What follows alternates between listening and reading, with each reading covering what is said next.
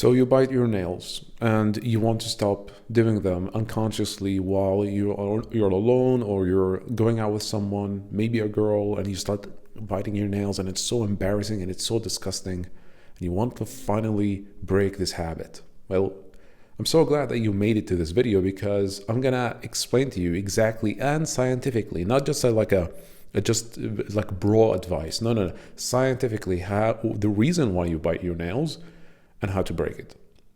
So what you gotta understand is we need to find the reason, the core reason behind why you bite your nails in the first place. Now, if I ask you, when you bite your nails, what emotions do you usually feel? Well, you would say stress, anxiety. This is like the most common ones. I have a community of over 100 business owners that I help break their bad habits and addictions, and a lot of them had the habit of biting their nails. And 95% of the time, the emotions, the bad emotions that they feel when they bite their nails is stress and anxiety. So it's a soothing mechanism. It's a coping mechanism. Like the toddlers and kids, when they want to soothe themselves, they suck their thumb. For adults, they bite their nails. So it's a soothing mechanism. You're soothing anxiety and stress. Now, the reason is, the question is, not why the habit, not why biting your nails. The question should be, why the anxiety and the stress? Why are you feeling those? Well, you may say that there's something in my life that's going on. I'm trying to start a business. It's so stressful. Yes, but why are you feeling so much anxiety towards it? And I know the answer. It's called maladaptive daydreaming. You daydream so much. You, throughout the day, you're alone or with someone, and your brain just goes into this different place and start imagining things and start dreaming about things and start maybe remembering things and just start daydreaming. And this is actually called maladaptive daydreaming. It's a scientific thing. And the thing is with most people who bite their nails is that when you daydream, you start imagining or remembering things that can give you a lot of anxiety and stress. And because you keep imagining those scenarios, it's going to give you more and more anxiety and stress until you reach the point of, or your brain actually reaches the point of, hey, listen, I have a lot of stress right now. I need to soothe myself. So you bite your nails. That's the reason. If you genuinely think about it, when was the last time that you were actually conscious of biting your nails? You become conscious after you bit them or while you're biting them, but are you conscious of you starting to bite them?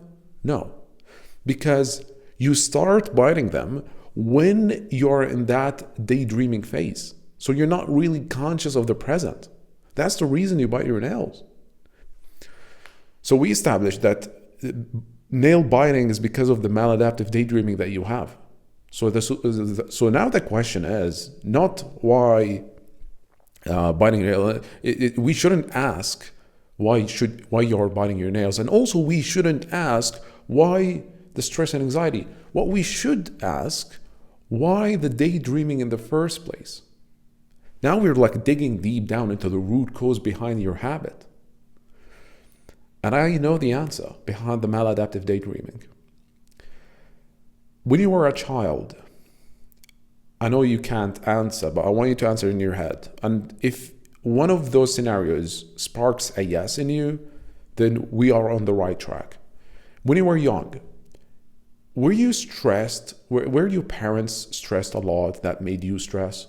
Maybe you can't remember what you felt, but can you remember if your parents were very, very stressed when you were young, maybe financially, maybe regarding something else? If not, some of you, maybe a lot of you would say yes. But for those who say no, well, will you used to be being bullied in school? Some of you will say yes, others will say no. What I'm trying to say here is that there were events when you were a child that gave you so much stress. Maybe one event that kept happening or multiple events that kept happening. Maybe your parents were very stressed and probably you were get bullied in school, or maybe something else. Maybe your parents were pressuring you a lot to do very well in your exams in school, and that gave you a lot of stress. This huge amount of stress in your childhood, the child can't stand that amount of stress. Now, when a human being is faced with a lot of stress, they either fight or they flee or flight. So they either fight their way into like removing that stress, or they run away. But when you're a child, especially against your parents, you can't fight them. You're a little child and you can't run away. So what your brain does, not fight or flight, it freezes. And guess what freezing is? It's tuning out.